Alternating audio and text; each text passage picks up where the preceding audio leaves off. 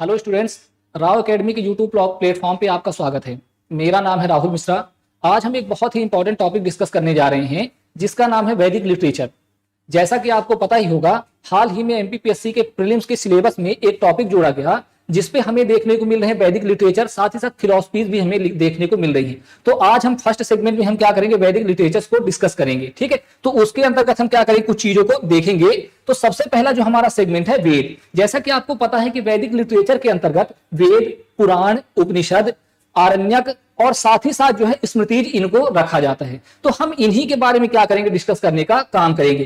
पिछले कई सालों से यहां से लगातार क्वेश्चन आते रहे हैं और साथ ही साथ क्योंकि अब सिलेबस पे इसको डायरेक्टली रूप से दिखाया गया तो इससे लगातार जो है और भी क्वेश्चन आने की पॉसिबिलिटीज क्या है, बढ़ गई हैं। तो हमारा पहला जो सेगमेंट है वो है वेद। तो आखिर वेद है क्या, हम थोड़ा सा इनके बारे में क्या कर लेते हैं, जान लेते हैं। ठीक, तो वेद जो है उसकी उत्पत्ति हुई है विद शब्द से। जो वेद की उत्पत्ति हुई है उसकी उत्पत्ति हुई विद या विधि शब्द से, जिसका अर्थ होता है विद्या। जिसका अर्थ होता है विद्या, और विद्या का मीन्स होता है नॉलेज। तो कहने का मतलब है सिंपल भाषा में कि वेदों का मतलब है नॉलेज, यानी ज्ञान। ठीक है, कुछ जानना। तो यहां पर अगर हम बात करें तो इनिशियल लेवल पर जो आज हमें वैदिक लिटरेचर देखने को मिल रहे हैं, स्पेशली जो हमें वेद देखने को मिल रहे हैं, वो वेद अगर हम बात करें तो इनिशियल लेवल पर वेदों को जो है, वेदों के बारे में क्या किया गया था, जो ऑप्टिमिस्ट थी या थॉट्स थी वो डेवलप हुई थी, बट उन्हें कंपाइल नहीं किया गया था। उनको कंपाइल जो करने का काम है वो सेकंड सेंचुरी बीसी के आसपास हमें कंपाइल होते हुए दिख रहे हैं। क्योंकि अगर हम उदाहरण के रूप में अगर हम देखें तो हमारे पास बहुत सारी क्या होते हैं, बहुत सारे हमारे पास मुहावरे हमें देखने को मिलती हैं, बहुत सारी लोकोक्तियां हमें देखने को मिलती हैं जो बहुत लंबे समय से कैरी करती हुई हमें तक क्या होती, सुनने को मिलती है। बट उनका ओरिजिन कब हुआ वो हमें स्पेसिफिक पता नहीं होता। जिस टाइम पे इनको क्या कर दिया गया, जिस टाइम पे इनको लिपिबद्ध कर दिया गया, उसके बाद से हम उनके बारे में क्या है जानते हैं। सेम उसी तरह का थॉट प्रोसेस हमें देखने को मिलता है वेद के कंटेक्स्ट में। अगर हम वेदों के संदर्भ में देखें तो जो वेद है वो कहते हैं कि जो 1700 बीसी के आसपास जो हमारा सबसे पुराना वेद है ऋग्वेद, 1700 बीसी के आसपास की क्या है वो जानकारियां हमें प्रोवाइड करता है। बट क्या उस टाइम पे लिपि थी, क्या उस टाइम पे स्क्रिप्ट थी? नहीं थी। तो अगर उस टाइम पे स्क्रिप्ट नहीं थी तो क्या उस टाइम पे इनको लिपिबद्ध किया गया होगा? नहीं किया गया है। यदि बात तो उस टाइम की है, सूचनाएं हमें उस टाइम की मिल रही हैं, बट इनको जो कंपाइल करने का काम किया जा रहा है वो सेकेंड सेंचुरी बीसी के आसपास हमें कंपाइल होते हुए ये देखने को मिले। तो कहने का मतलब जब हम वेदों के बारे में बात करेंगे, हम आपसे वेदों के बारे में डिस्कस करेंगे, तो वो बात तो हमारी क्या है, आर्यों के आगमन के टाइम की है, बट जो इनका कंपाइलेशन है वो सेकंड सेंचुरी बीसी के आसपास हुआ है, जब हमारे पास क्या है, एक स्क्रिप्ट डेवलप हो गई थी। ठीक है, तो इस तरह हम देखते हैं। तो अगर सबसे पहले अगर हम देखें वेदों के कंटेक्स्ट में तो इन्हें श्रुति लिटरेचर कहा जाता है। मीन्स क्या है, टू हियर, यानी सुनना। कहने का मतलब है अगर हम बात करें, अगर हम यहां पर बात करते हैं तो यहां अगर हम देखें कि सुनने से क्या मतलब है कि देखिए जिस टाइम पे वेदों की रचना हुई है वो वेदों की रचना के तुरंत बाद उनको कंपाइल नहीं किया गया, बल्कि जनरेशन टू जनरेशन वो कैरी हुए हैं एज अ मॉक रूप में। जैसे गुरु ने अपने शिष्य को ज्ञान दिया, फिर उनके शिष्य ने अपने शिष्य को ज्ञान दिया और उनके शिष्य ने अपने शिष्य को ज्ञान दिया। सेम इसी तरह अगर हम देखें फैमिली रूप में भी, तो वहां पर हमें देखने को मिलेंगे कि सबसे पहले पिता ने अपने पुत्र को, उसके पुत्र ने अपने पुत्र को ज्ञान दिया। तो लगातार जो ज्ञान है वो लगातार कैरी होता गया इन फॉर्म ऑफ मॉक, यानी क्या है, जो श्रुति के रूप में या मौक रूप में लगातार वो क्या हो गए, विचार जो है वो आगे बढ़ते गए। ठीक, तो अगर हम वेदों की बात करें तो हमारे पास क्या है, 4 वेद हमारे पास क्या है, हमारे पास 4 वेद जो है वो उपलब्ध हैं। अब अगर हम 4 वेदों की बात करें, सबसे पहला वेद है हमारा ऋग्वेद, दूसरा वेद है सामवेद, तीसरा है यजुर्वेद और चौथा है अथर्ववेद। ठीक, तो इस तरह से हमारे पास जो है वैदिक लिटरेचर में वेद के अंतर्गत हमारे पास क्या है, 4 वेद हमें देखने को मिलते हैं। ठीक, अब अगर इनमें से देखें, सबसे पहले वेद की बात करें तो उसे बोलते हैं ऋग्वेद। तो जो ऋग्वेद है, ऋग्वेद ऋग शब्द से मिलकर बना हुआ है। ठीक है, ऋग और वेद शब्द से मिलकर जो है ऋग्वेद बना हुआ है, जिसका मतलब होता है ऋचाएं या क्या है, जो हाइम्स होती हैं उनका क्या होना, ज्ञान होना। ठीक, तो जो ऋग्वेद है, ऋग्वेद क्या है, ओल्डेस्ट रिलीजियस टेक्स्ट है। यानी अगर हम कहें कि वैश्विक लेवल पर बात करें या वर्ल्ड लेवल पर बात करें तो अगर सबसे प्राचीन हमें धार्मिक पुस्तक देखने को मिलती है वो पुस्तक है ऋग्वेद, हमें देखने को मिलेगी। ठीक, इसके अलावा क्या है, अगर इसके हम ओरिजिन की बात करें तो ये लगभग 1700 बीसी के आसपास का क्या है, ओरिजिन हुआ है। यानी जो इस पे जो चीजें बताई जा रही है, जो इनका इनिशियल लेवल पर जो वेदों की रचनाएं हो रही हैं, वो 1700 बीसी के आसपास हमें रचनाएं होती हुई दिख रही हैं। ठीक, और यहां पर ध्यान दीजिएगा, रचनाएं हो रही हैं बट कंपाइल क्या है, कंपाइल वही सेकंड सेंचुरी बीसी के आसपास हमें कंपाइल होते हुए दिख रहा है, क्योंकि उस टाइम पे हमारे पास स्क्रिप्ट डेवलप हो जाएगी। ठीक, it is a collection of क्या है, वर्सेस एंड हाइम्स, यानी जो हमारा ऋग्वेद है वो ऋग्वेद क्या है, वो मंत्रों और क्या है जो सूक्तियां हैं उनके क्या है, उनका कंपाइलेशन, यानी जो ऋग्वेद है उस पे क्या दिए गए हैं, उस पे मंत्र दिए गए हैं, उस पे सूक्तियां दी गई हैं। ठीक, ऋग्वेद डिवाइडेड इनटू 10 मंडल, यानी जो हमारा ऋग्वेद है वो 10 मंडल में विभक्त, यानी कहने मतलब अगर हम पुस्तक की बात करें, अगर हम कोई बुक ले तो बुक में अगर हम देखें जैसे यूनिट्स होती हैं तो 1 to 10 यूनिट्स हैं हमारे पास, और उन 10 यूनिट्स में क्या है, जैसे चैप्टर्स होते हैं उतनी हमारे पास क्या है, सूक्त हैं, और उनके अंदर जो चीजें लिखी होती हैं दैट इज कॉल्ड मंत्र। तो कहने का मतलब है कि ऋग्वेद एक क्या है, एक बड़ी पुस्तक है जिसके अंतर्गत क्या है, हमारे पास क्या है, उस पे 10 यूनिट्स हैं, और उनपे क्या है, उनपे जो है 1028 हमारे पास क्या है, सूक्तार्थ देखने को मिलेंगे, और साथ ही साथ वहां पर हमें जो है 1462 के आसपास हमें मंत्र देखने को मिलेंगे। यहां पर जो ये वाले हमारे पास नंबर्स हैं ये अलग अलग बुक्स में क्या होंगे, वेरी करते हुए हमें देखने को मिलेंगे। ठीक है, हमने ये वाले जो लिया है ये लूसेंट से हमने ये चीज उठाई, क्योंकि ज्यादातर स्टूडेंट्स क्या करते हैं, इस चीज को प्रेफर करते हैं। ठीक है, तो अगर यहां पर 1480 के आसपास अगर ये लिखा मिल जाए तो वहां पर भी हमें क्या करना, बहुत ज्यादा परेशान नहीं होना। ठीक, तो ये सारी चीजें क्या है हमें देखने को मिलेगी। ठीक, इसके अलावा अगर हम कहें कि जो ऋग्वेद है, ऋग्वेद को जो पढ़ने वाला जो ब्राह्मण होता है उसे होत्री ब्राह्मण बोला जाता है। ठीक, तो इस तरह से हमें यहां पर चीजें देखने को मिलेगी। अगर आगे हम बात करें तो ऋग्वेद में जो है, तो ऋग्वेद में आपके क्या है 200 मंत्र जो है वो अग्नि के लिए है, जो लॉर्ड अग्नि है उनको डेडिकेटेड है। इसके अलावा जो है, इसके अलावा अगर हम देखें तो इसके अलावा हमें जो है यहां पर अगर हम देखें 200 मंत्र जो है अग्नि के लिए हैं, और साथ ही साथ 250 मंत्र जो है वो इंद्र के लिए हमें देखने को मिलते हैं। यानी कहने का मतलब है, अगर हम थोड़ा सा ऋग्वेद के बारे में अगर हम एक छोटा सा क्या करें, एक डायग्राम ड्रॉ करने का प्रयास करें, तो अगर हम देखें कि ये सबसे बड़ा एरिया अगर क्या है ऋग्वेद का है, तो उसके अंतर्गत क्या है, ये उसके 10 मंडल हैं, उस पे सूक्तियां हैं, और उस पे फाइनली क्या है, मंत्र हैं। तो अगर हम यहां पर देखें तो ये हमारा हो गया ऋग्वेद। ऋग्वेद के अंतर्गत जो है वो 10 मंडल्स हैं, एंड उसके बाद जो है 1028 क्या है हमारे पास, हाइम्स हैं, और फाइनली जो है हमारे पास 10,462 के आसपास हमारे पास मंत्र क्या है,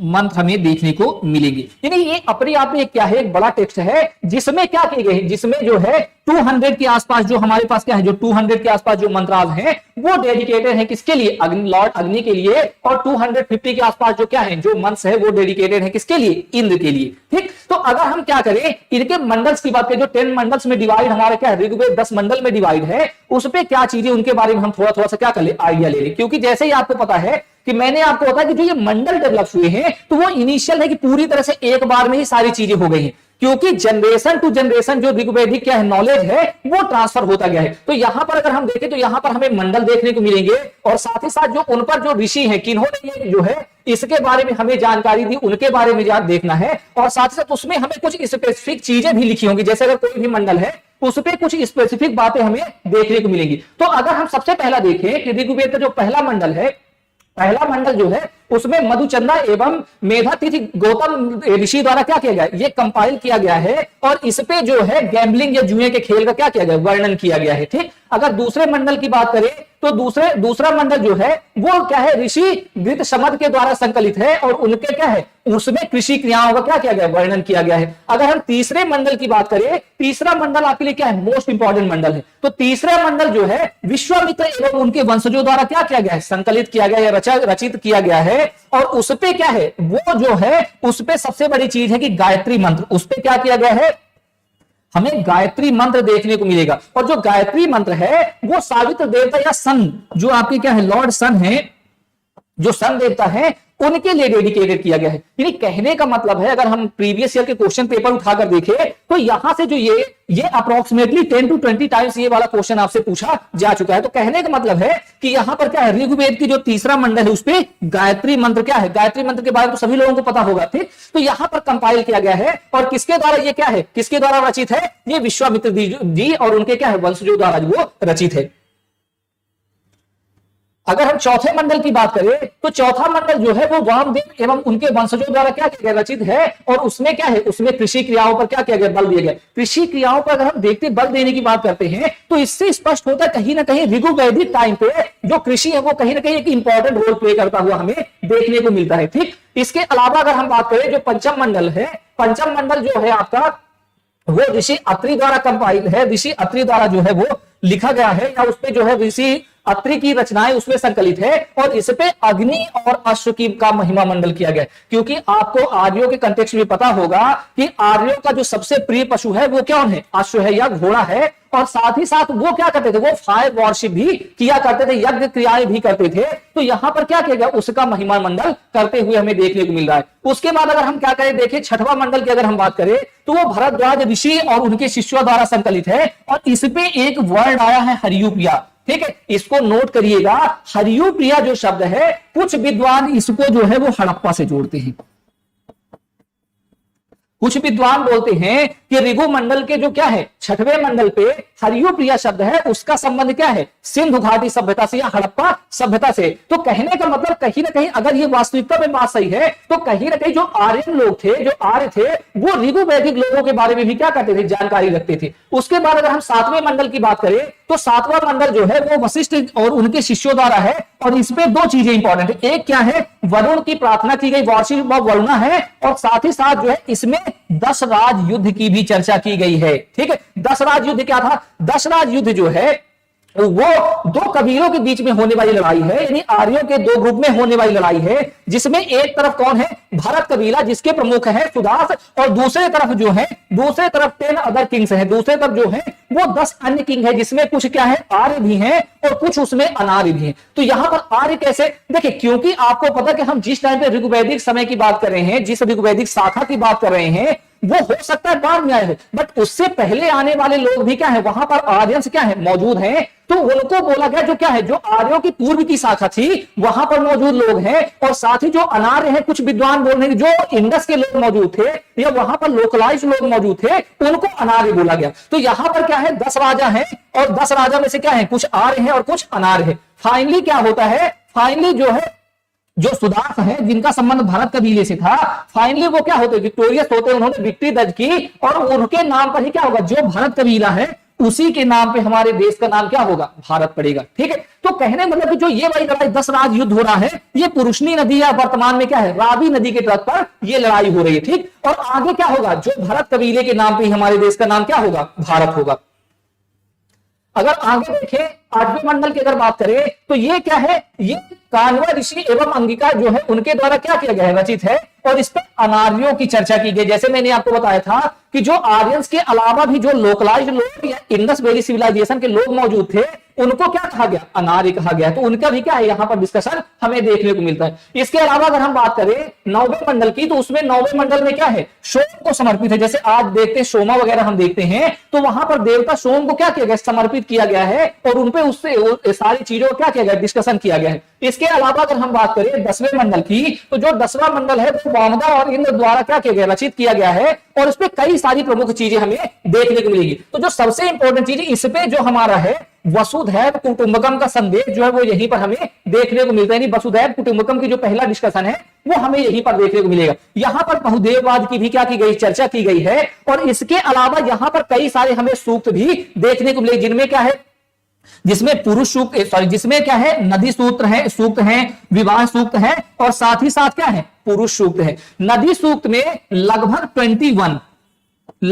21 नदियों का क्या है, डिस्कशन है, ठीक। साथ ही साथ जो है पुरुष सूक्त मोस्ट इंपॉर्टेंट है। ऋग्वेद का जो है 10वें मंडल में आने वाला जो पुरुष सूक्त है, उसमें सबसे पहली बार वर्ण व्यवस्था का डिस्कशन हो रहा है। यानी कहने का मतलब जो वर्ण व्यवस्था का पहला डिस्कशन है वो ऋग्वेद के 10वें मंडल के पुरुष सूक्त में हमें देखने को मिल रहा है, जिसमें कहा गया कि जो परमपिता परमेश्वर हैं उनके माध्यम से क्या हुआ है, 4 वर्ण निर्मित हो रहे हैं, जिनको अगर हम देखें इस रूप में हम उन्हें क्या कर सकते, देख सकते हैं। जो सबसे ऊपर है वो है ब्राह्मण, देन उसके बाद क्या है क्षत्रिय, उसके बाद है वैश्य और फाइनली क्या है शूद्र है। ठीक है, बट यहां पर एक ध्यान दीजिएगा, जो यहां पर आने वाली वर्ण व्यवस्था है, ये वर्ण व्यवस्था क्या है, ये जन्म पर आधारित ना होकर कर्म पर आधारित है। आपके अगर अच्छे कर्म हैं तो आप अच्छे कर्मों के माध्यम से शूद्र से आप ब्राह्मण भी बन सकते हो, आप अगर विद्या का नॉलेज प्राप्त कर लो। अगर आप अच्छे वॉरियर बन जाएंगे तो आप क्षत्रिय बन जाएंगे, और अगर आप व्यवसाय वगैरह करना जानते हैं तो आप वैश्य में क्या हो जाएंगे, ट्रांसफॉर्म हो जाएंगे। तो कहने का मतलब वर्ण व्यवस्था तो मौजूद है, वर्ण व्यवस्था की चर्चा तो है,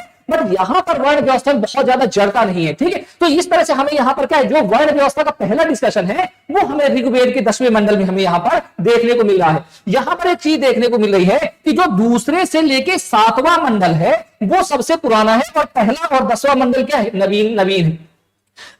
अब ये क्या होता है सर, देखिए क्या होता है कि जो हमें इंफॉर्मेशन मिलती, क्योंकि मैंने आपको बताया था जिस टाइम पे ये चीजें रचित हो रही हैं, जिस टाइम पे वेद रचित हो रहे हैं, उस टाइम पे तो हमने इसको क्या किया, कंपाइल, या हमने उसको क्या किया, उसको हमने लिपिबद्ध नहीं किया। हमें जब ये चीजें पता चली तो जितनी इंफॉर्मेशन हमें पता चलती जा रही है उनको हमने कंपाइल, हम क्या है, उनको कंपाइल हम करते गए। बट जब हमें और चीजों की जानकारी मिलती गई और हमने देखा कि ये तो इनसे भी पुरानी है, तो उनको हमने क्या कर दिया, लिखना शुरू कर दिया। यानी जो पहले हमने क्या किया है, दूसरे और 7वें मंडल को हमने क्या किया, पहले यहां तक हमने रचित कर लिया था। उसके बाद जैसे ही हमें जानकारी मिली कि अगर हम बात करें कि जो पहला मंडल है वो कहीं ना कहीं जिसमें लिखी हुई इंफॉर्मेशन वो पहले की इंफॉर्मेशन है, तो उसको हमने क्या कर दिया, पहले मंडल पे हमने रख दिया। तो इस तरह से ये क्या है, हमें यहां पर ऋग्वेद के कॉन्टेक्स्ट में ये चीजें हमें देखने को मिल रही हैं। आगे अगर हम बात करें कि जो वर्तमान में जो ऋग्वेद है, ऋग्वेद की जो रचना हुई है, जो ऋग्वेद के जो कंपाइलेशन हुआ है वो किस पर हुआ, वो जो है वो वैदिक संस्कृत पे हुआ। अगर हम बात करें तो जो ऋग्वेद है, ऋग्वेद की जो लैंग्वेज है, जो अगर हम ऋग्वेद की लैंग्वेज की बात करें, सॉरी स्क्रिप्ट की बात करें, ऋग्वेद की अगर हम स्क्रिप्ट की बात करें तो जो ऋग्वेद की स्क्रिप्ट है वो ऋग्वेद की स्क्रिप्ट हमें देखने को मिलेगी वैदिक संस्कृत। यानी जो ऋग्वेद की स्क्रिप्ट है वो क्या है, वैदिक स्क्रिप्ट है। ठीक है, यानी सॉरी स्क्रिप्ट है, ऋग्वेद की जो लैंग्वेज है वो वैदिक क्या है, संस्कृत है, और जो इसकी स्क्रिप्ट है वो स्क्रिप्ट है ब्राह्मी स्क्रिप्ट। अब आप पूछ सकते हैं कि सर स्क्रिप्ट क्या होती है और लैंग्वेज में क्या डिफरेंट है। देखिए जो हम बोल रहे हैं, जो हमारे द्वारा क्या हो रहा है, कम्युनिकेट की जा रही है, वो क्या होती है, लैंग्वेज होती है। जैसे वर्तमान में अगर हम देखें तो हमारी मदर लैंग्वेज क्या है, हमारी मदर लैंग्वेज है हिंदी। ठीक, लेकिन अगर हम उसकी लिखते हैं तो उसके लिखने का एक अपना पैटर्न होता है, तो वो बोली जाती है लिपि। तो वैसे ही क्या है, जैसे वर्तमान में हमारी लिपि देवनागरी है और हमारी लैंग्वेज क्या है, हमारी लैंग्वेज हिंदी है, उसी तरह से क्या है, जो हमारी जो वेद लिखे गए हैं या ऋग्वेद है उसकी लैंग्वेज क्या है, वैदिक संस्कृत है, बट उसकी जो स्क्रिप्ट हमें देखने को मिलेगी वो क्या होगी, ब्राह्मी स्क्रिप्ट हमें देखने को मिलेगी। ठीक है, ऋग्वेद में क्या किया गया है, आर्यों के जो क्या है, आर्य कहां पर आए, सबसे पहली बार आर्य कहां पर आए हैं, आर्य कहां पर बसे, उनका क्या किया गया, डिस्कशन किया गया है, और उस क्षेत्र को क्या बोला गया, सप्त सैंधव प्रदेश बोला गया है। यानी कहने का मतलब अगर हम देखें,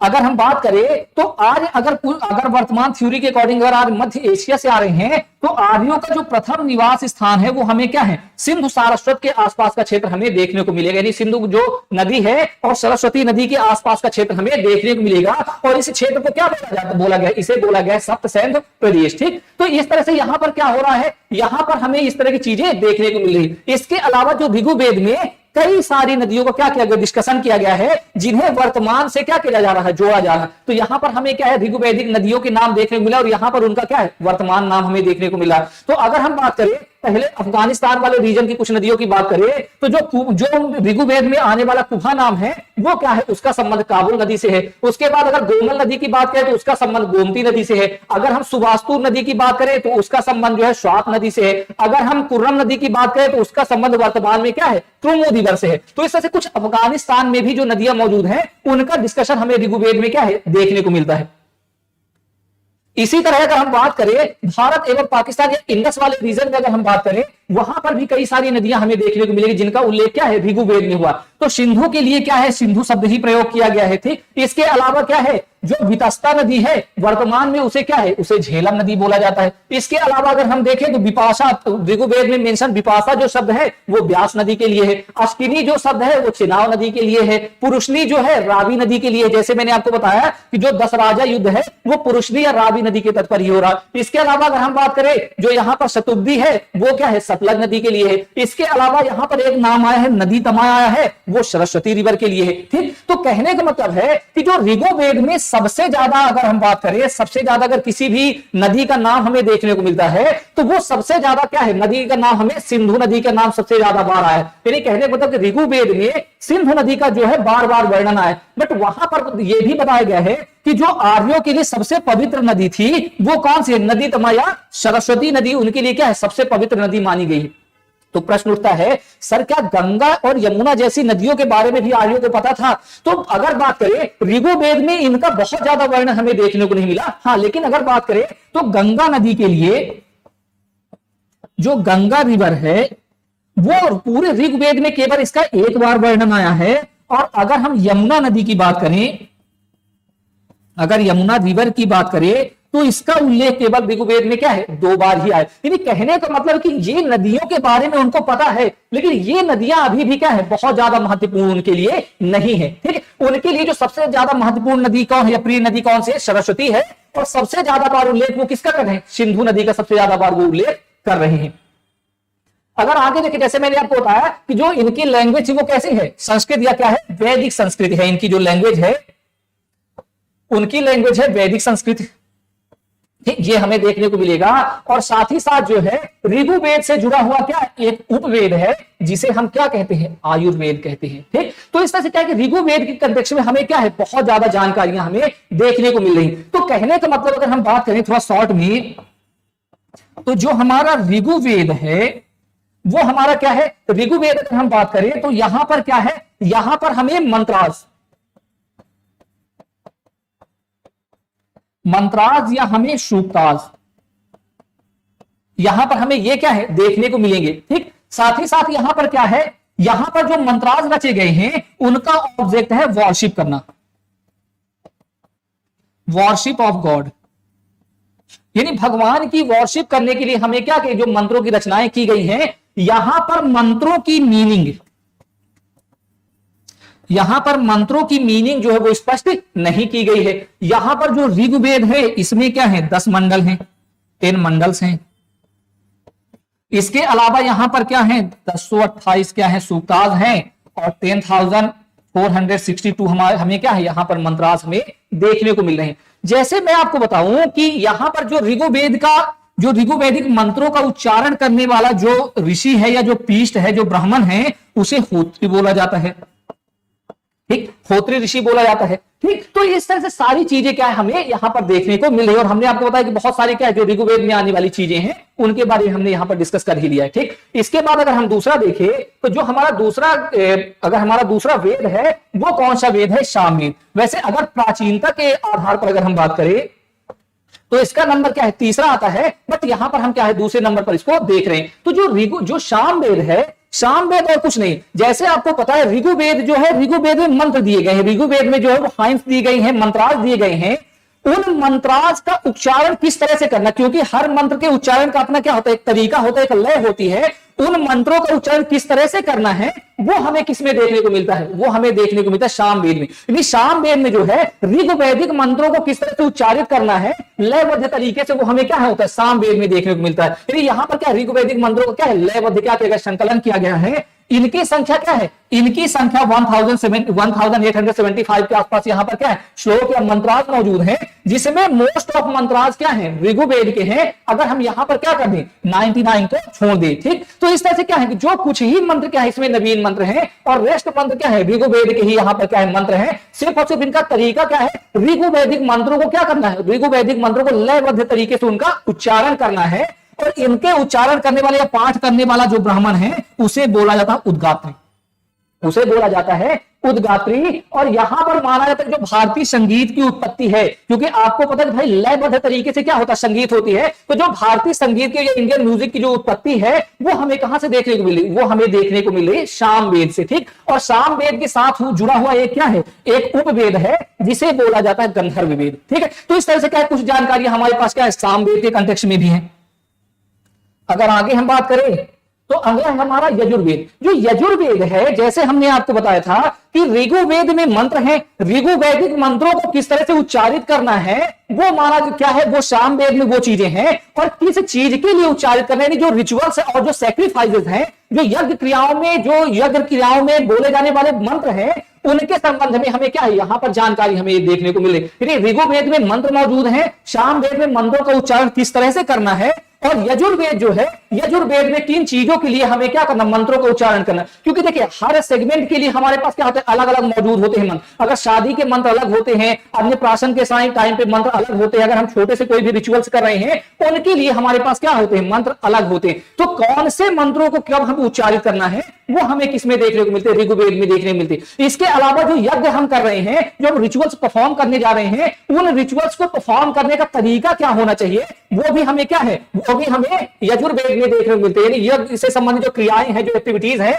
कौन कौन सी हमें परफॉर्म करना है, वो चीजों की जानकारी भी हमें क्या होता है, यजुर्वेद में देखने को मिलती है। ठीक, यहां पर जो है, जो ये वाला कार्य संपादित कर रहे हैं, किस तरह से यज्ञ करना है, जो यज्ञ से संबंधित जो निर्देश देने का काम है, वो जो ब्राह्मण के द्वारा किया जाता है उसे बोला जाता है अधर्यु ब्राह्मण। यानी कहने का मतलब है ऋग्वैदिक जो मंत्र है उनका क्या है, ऋग्वैदिक मंत्रों का जो पाठ करने वाले ब्राह्मण हैं उनको होत्री बोला जाता है। जो सामवेद के माध्यम से जो उन मंत्रों का उच्चारण करता है उसे उद्गात्री बोला जाता है। और जो यज्ञ के दौरान जो भी एक्टिविटीज परफॉर्म की जाती हैं, किस तरह से चीजों को संकलित करना है, वो काम अधर्यु के द्वारा संकलित किया जाता है। ठीक, जो आपका यजुर्वेद है उसके क्या है, दो पाठ है, एक होता है कृष्ण यजुर्वेद और दूसरा होता है शुक्ल यजुर्वेद। ठीक है, तो यहां पर हमें क्या है, दो इनके क्या है, दो पार्ट भी हमें देखने को मिलते हैं। इसके अलावा अगर हम बात करें तो जो यजुर्वेद है, यजुर्वेद में लगभग क्या है, यजुर्वेद के में 40 अध्याय और 990 के आसपास क्या है, यहां पर भी मंत्र मौजूद है। यानी जो यज्ञ से संबंधित जो क्रियाएं हैं, जो एक्टिविटीज परफॉर्म की जाएंगी, वो किस तरह से परफॉर्म होगी, इन सारी चीजों की हमें क्या है, जानकारी यहां पर मिल रही। इसके अलावा अगर हम बात करें, इसके साथ जुड़ा हुआ एक उपवेद है जिसे हम क्या कहते हैं, धनुर्वेद है कहते हैं। और इसका एक अपना ब्राह्मण ग्रंथ है जो क्या है, शतपथ ब्राह्मण है। इस पर हम आगे क्या करेंगे, बहुत अच्छे से डिस्कशन करेंगे। ठीक, यहां पर एक और चीज ध्यान देने वाली है कि जो यजुर्वेद है वो केवल और केवल एक वेद है जो क्या है, जो गद्य और पद्य के फॉर्म में, यानी कहा जाए वो प्रोज एंड पोएट्री दोनों फॉर्म में ये क्या है, लिखा हुआ है। ऑलमोस्ट जो भी हमारे पास वेद है, चाहे ऋग्वेद है, चाहे सामवेद हो, या आगे अथर्ववेद होगा, वो पूरी तरह से क्या है, वो पूरी तरह से क्या होते हैं, पोएट्री फॉर्म या क्या है, मंत्रास के फॉर्म में ही लिखे। बट यहां पर ये क्या है, ये क्या है, गद्य और पद्य दोनों फॉर्म में हमें ये देखने को मिलेगा। ठीक, आगे बात करें अथर्ववेद। देखिए जो पीछे के तीनों वेद थे, ऋग्वेद, सामवेद, यजुर्वेद, इन तीनों को वैदिक त्रयी बोला जाता है। ठीक है, बट यहां पर जो अथर्ववेद है ये वैदिक त्रयी का पार्ट नहीं है। ठीक, तो यहां पर जो है आपका अथर्ववेद है, अथर्ववेद में कुछ मैजिकल जानकारियां हमें देखने को मिलेगी, मैजिकल स्पेल्स वगैरह के बारे में जानकारियां मिलेगी। ठीक, यानी यहां पर तंत्र मंत्र, जादू टोना, वशीकरण, प्रेम, विवाह, इन सब की जानकारी देखने को मिलेगी। कहने का मतलब है ये आम लोगों से जुड़ा हुआ वेद है, क्योंकि जो आपको पता, जो ऊपर के तीनों वेद हैं वो आर्यों द्वारा क्या है, जो आपके रिचुअल्स वगैरह परफॉर्म हो रही है, जो मंत्र हो रहे हैं, देवताओं की स्तुति वंदना हो रही है, बट इस मंत्र में इस तरह कोई स्पेसिफिक चीजें हमें देखने को नहीं मिलेंगी। ठीक, तो इसे इसीलिए क्या कहा जाता है, आम जन का वेद कहा जाता है। जो आम जन है, जो सामान्य लोग हैं, उनसे रिलेटेड क्या है, वेद है, क्योंकि इन्हें अनार्यों का वेद भी माना जाता है, क्योंकि जो आर्य है वो आर्य देवताओं की स्तुति वंदना करें, सारी चीजों की डिटेल हो रही है। बट यहां पर क्या है, उन चीजों से हटके कुछ चीजें हो रही हैं, ये आम जन का वेद है, जन सामान्य का वेद क्या है, माना जाता है। इसमें सभा और समिति को जो है प्रजापति की दो पुत्रियों की संज्ञा दी गई। इस पे क्या है, सभा और समिति का पहली बार उल्लेख हो रहा है, और उसे प्रजापति की दो पुत्रियों के रूप में क्या है, उन्हें संकलित किया गया है। इसके अलावा इससे जुड़ा हुआ एक क्या है, उपवेद है, जिसे हम कहते हैं शिल्प वेद। और यहां पर क्या है, इसका अपना एक क्या है, उपनिषद है, जिसे कहा जाता है मुंडक। ये अपने आप में बहुत ज्यादा क्या है, इंपॉर्टेंट क्या है, उपनिषद है। जो मुंडक उपनिषद है, मुंडक उपनिषद में ही क्या है, सत्यमेव जयते क्या है, मौजूद है, जो आगे आप देखेंगे कि हमारा जो नेशनल एनवेलम है उसकी अपना एक आदर्श वाक्य है। ठीक, इसके अलावा अगर हम बात करें, इसमें महादेव, जो अगर हम वर्तमान में महादेव शब्द जो देखते हैं उसका पहला उल्लेख हमें अथर्ववेद में ही मिलेगा, और साथ ही साथ नहरों के द्वारा जो सिंचाई की बात है वो पहली बार डिस्कशन हमें अथर्ववेद में देखने को मिलेगा। तो इस तरह से क्या है, जो हमारे पास वैदिक जानकारी, जो हमारे पास चारों वेद थे उनके बारे में हमने क्या कर लिया, यहां पर हमने देख लिया। तो अगर हम एक बार थोड़ा सा इसको अगर हम समराइज कर लें, तो अगर हम देखें समराइज पॉइंट ऑफ व्यू पे, तो हम देखते हैं कि जो ऋग्वेद है उस पे मंत्राज हैं, ठीक। उनका क्या है, जो मंत्रों के उच्चारण के लिए, जो मंत्रों का उच्चारण कैसे करना है उसकी टेक्निक हमें किस पर दी गई है, सामवेद में दी गई है। और साथ ही साथ यजुर्वेद में जो है यहां पर रिचुअल्स और एंड सैक्रिफाइसेस जो होंगी, जो यज्ञ अनुष्ठान वगैरह होंगी, वो किस तरह से संपन्न की जाएंगी, उन चीजों की हमें जानकारी मिल रही है। और इसके अलावा जो आम चीजों से रिलेटेड जो भी इश्यूज होंगे, तंत्र मंत्र जादू टोना वशीकरण, ये सारी चीजों का हमें डिस्कशन क्या है, अथर्ववेद में हमें देखने को मिलेगा, ठीक। तो यहां तक की क्या है, जानकारी हमारी कंप्लीट होती है। कुछ और थोड़ा सा हम चीजें यहां पर देख लें, ठीक। तो आगे अगर हम देखें, हम अपने कुछ दूसरे अगर हम लिटरेचर्स की बात करें, तो यहां पर हमें देखने को आगे मिलेंगे ब्राह्मण लिटरेचर। तो जो ब्राह्मण लिटरेचर है हमारे, वो क्या होते हैं, देखिए क्या होता है कि जो वेद हैं, वेद में सिर्फ और सिर्फ क्या है, वेद में सिर्फ और सिर्फ हमें मंत्र दिए गए हैं, उनका एक्सप्लेनेशन हमें नहीं दिया गया है। तो जो वेदों का एक्सप्लेनेशन है वही कहलाता है ब्राह्मण लिटरेचर। यानी ब्राह्मण लिटरेचर और कुछ नहीं है, बल्कि वेदों पर लिखी जाने वाली क्या है, कमेंट्रीज हैं। वेदों का क्या है, अर्थ क्या है, वेदों की क्या है यहाँ पर जो मीनिंग है, या वेदों का जो क्या है डिस्क्रिप्शन है, वो हमें क्या है यहाँ पर जो है ब्राह्मण के रूप में देखने को मिलती है। और स्पेसिफिक जो है, जो कर्मकांडी, जो रिचुअलिस्टिक क्या है, जो रिचुअलिस्टिक मीनिंग्स है, वो हमें यहाँ पर क्या होगी, ब्राह्मण लिटरेचर में हमें देखने को मिलेगी, ठीक है। तो यहाँ पर अगर हम देखें तो कुछ हमें ब्राह्मण यहाँ पर देखने को मिलेंगे। जैसे ऋग्वेद में क्या है, ऋग्वेद में ऐतरेय, और ऋग्वेद में जो है, ऋग्वेद में ऐतरेय और कौशिकी ब्राह्मण हमें देखने को मिलेगा। उसके बाद अगर हम देखें सामवेद में जो है पंचविश है, सामवेद में पंचविश है, संविधान है, देवता है, अर्षे है, जैमिनी है और छंदोग्य है। इसके अलावा अगर हम बात करें यजुर्वेद में, तो यजुर्वेद में हमें जो है, जो कृष्ण यजुर्वेद है उसके अंतर्गत तैतरीय ब्राह्मण, और उसके अलावा जो क्या है शुक्ल यजुर्वेद है उसके अंतर्गत हमें जो है शतपथ ब्राह्मण देखने को मिलेगा। इसके अलावा अगर हम बात करें अथर्ववेद में, तो उसका सिर्फ और सिर्फ क्या है, अपना एक ही क्या है ब्राह्मण है, जिसे द्विपक्ष ब्राह्मण कहा जाता है। इसके बाद अगर हम आगे बात करें तो अगला जो हमारा है वो हमारा, यहाँ पर अगर हम थोड़ा सा देखें एक्सप्लेनेशन के रूप में, तो शतपथ ब्राह्मण के बारे में कुछ हमें जानकारी यहाँ पर देखने को मिलेगी। तो जो शतपथ ब्राह्मण है उसपे क्या है, जल प्लवन का सिद्धांत यहाँ पर हमें देखने को मिलेगा। इसके अलावा जो पुनर्जन्म का, रिबर्थ का सिद्धांत है यहाँ पर देखने को मिलेगा। शतपथ ब्राह्मण में ही राजा जनक के द्वारा हल चलाने की कथा हमें देखने को मिलेगी। पुरुषवा और उर्वशी की जो क्या है प्रेम कथा है वो हमें देखने को मिलेगी। और मोस्ट एंड इंपॉर्टेंट, आर्यों के पूर्वी फैलाव की जानकारी हमें कहां से मिले, शतपथ ब्राह्मण से। जैसे कि मैंने आपको बताया था कि जो आर्य हैं इनिशियल लेवल पे वो क्या है, वेस्टर्न वाले एरिया पे आर्य थे, इसके बाद इनका लगातार क्या है फैलाव होता गया। इसकी जानकारी हमें क्या हो रही है, इसकी जानकारी हमें जो है शतपथ ब्राह्मण के माध्यम से ही प्राप्त हो रही है। इसके अलावा अगर हम बात करें तो यहां पर जो शतपथ ब्राह्मण है वो सबसे पुराना और सबसे बड़ा क्या है ब्राह्मण लिटरेचर है। एमपीपीएससी में ये क्वेश्चन आपके पूछा जा चुका है, ठीक। इसके बाद अगर हम बात करें आरण्यकाज की, तो आरण्यकाज क्या होते हैं, जैसे हमने देखा वेदों पर कमेंट्रीज क्या है, ब्राह्मण लिटरेचर है। तो जो आरण्यक होते हैं वो आरण्यक क्या होते हैं कि जैसे मीनिंग को हमें क्या करना है, कंक्लूजन ड्रॉ करना होता है। कि नहीं, कहने का मतलब है कि अगर हम कोई भी चीज कर रहे हैं, अगर हम कोई भी चीज जो है, अगर सपोज करिए कि जो वेदों में मंत्र लिखे गए हैं उनको हमने क्या कर लिया, उनको हमने जो है उनका अर्थ स्पष्ट हमने कर लिया ब्राह्मण लिटरेचर के बारे में,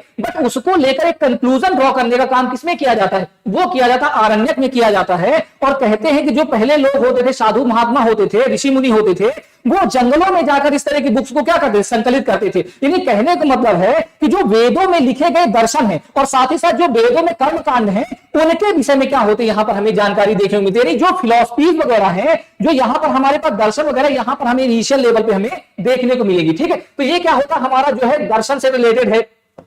ठीक। इसके अलावा जो है इसे क्या है, इसे जंगल बुक भी बोला जाता है। तो उसी जैसे हमने देखा ब्राह्मण के साथ, सॉरी, वेदों के साथ जुड़े हुए कुछ ब्राह्मण हैं, उसी तरह प्रत्येक वेद के साथ जुड़े हुए कुछ क्या है, आरण्यकाज हैं। तो अगर हम ऋग्वेद के कंटेक्स्ट में देखें तो ऐत्रेय और कौशिकी नामक हमें क्या होंगे, दो हमें क्या देखने को मिलेंगे, दो हमें आरण्यक देखने को मिलेंगे। इसके अलावा अगर हम देखें सामवेद के कंटेक्स्ट में तो जैमिनी नामक हमें क्या है, एक आरण्यक देखने को मिलेगा। इसके अलावा यजुर्वेद की अगर हम बात करें तो यजुर्वेद में बृहदारण्यम जो है, बृहदारण्य जो है, बृहदारण्य, मैत्रेय और उसके अलावा तैत्रेय नामक आरण्यक हमें देखने को मिलेंगे, और अथर्ववेद का अपना कोई भी आरण्यक नहीं है। ठीक। उसके बाद जो हमारा लास्ट सेगमेंट है दैट इज कॉल्ड उपनिषद। उपनिषद का जो मीन्स होता है, उपनिषद का मतलब होता है पास में बैठना, यानी कहने का मतलब ये जो वैदिक लिटरेचर है उनमें सबसे अंत का क्या है, ये टेक्स्ट है जिसे क्या बोला जाता है, वेदांत बोला जाता है। जैसे मैंने आपको बताया कि वेदों में मंत्र है, उनकी मीनिंग क्या है, उनकी मीनिंग जो है ब्राह्मण लिटरेचर है, और उस पर जो है, उस पर जो आगे हमने क्या किया, जो उनका फिलोसफिकल जो हमने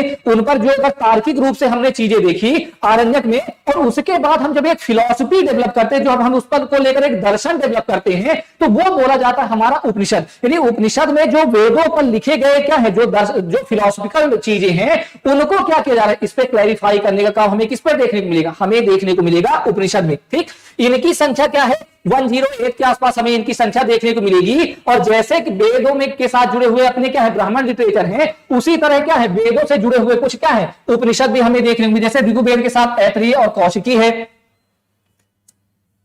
ऋग्वेद के साथ ऐत्रेय और कौशिकी है, सामवेद के साथ बृहदारण्य, ईश और तैत्रेय, श्वेतेश्वर, मैत्री और कठोपनिषद जैसे क्या है चीजें देखने को मिलेंगी। अथर्व, इसके अलावा जो है अथर्ववेद के साथ हमें जो है मुंडक और मांडुक के प्रश्न और जैसे उपनिषद हमें क्या होंगे, देखने को मिलेंगी। तो कहने का मतलब है कि इस तरह से जो वैदिक लिटरेचर है उनके साथ जुड़े हुए क्या है, अलग अलग क्या है हमें वेद देखने, उनके साथ जुड़े हुए अलग अलग उपनिषद हमें देखने को मिलेंगे। कुछ हमारे पास इंपॉर्टेंट उपनिषद है, उनके बारे में हम थोड़ा सा जल्दी से क्या कर लेते, जानकारी देख लेते। जो एक इंपॉर्टेंट उपनिषद है कठोपनिषद, उसपे यम और नचिकेता की कहानी हमें देखने को मिलेगी। छंदोग्य उपनिषद में उद्दालक और अरुणि की कहानी देखने को मिलेगी, और साथ ही साथ छंदोग्य उपनिषद में ही पहली बार किसकी चर्चा है, पहली बार जो है कृष्ण की चर्चा हमें जो है छंदोग्य उपनिषद में ही देखने को मिलेगी। इसके अलावा जो है बृहदारण्य उपनिषद जो है वो सबसे बड़ा उपनिषद है, और इसमें अहम ब्रह्मास्मि का जो वाक्य है आगे हम देखेंगे, जो अद्वैतवाद सिद्धांत होगा वहां पर भी हमें इस चीज को देखने को मिलेगी। साथ ही साथ जो आपका मुंडक उपनिषद है उसमें सत्यमेव जयते की बात की गई है, और साथ ही साथ जो है उसमें यज्ञ को टूटी हुई नौका बोला गया। एक बीक क्या है, एक बीक जो आप अगर देखिए बोट की बात की गई है किस पे, मुंडक उपनिषद में। मांडुक्य उपनिषद क्या है, आपका सबसे छोटा उपनिषद है, और तैत्रेय उपनिषद में आपको क्या है अतिथि देवो भव का क्या है यहाँ पर उल्लेख हमें देखने को मिलता है। ठीक। इसके अलावा अगर हम देखें तो यहां पर हमारे पास क्या है, कुछ क्वेश्चंस भी मौजूद हैं आपके प्रैक्टिस के लिए। हमने क्या किया है ऑलरेडी, यहां पर हमने कुछ क्वेश्चन आपके लिए दे रखा है, जिनके आंसर को हम क्या करेंगे अगले हम वीडियो में क्या करेंगे, डिस्कस करेंगे। अगर हम यहां पर देखें कुछ देखते यहां पर हमारे पास क्वेश्चंस मौजूद हैं, तो उनको हम क्या करेंगे आगे जो है आगे वाले वीडियो में हम उनको देखने का प्रयास करेंगे। ठीक है, सो थैंक यू। अगले वीडियो में हम क्या करेंगे, इनका हम आंसर डिस्कस करेंगे। ओके, ठीक।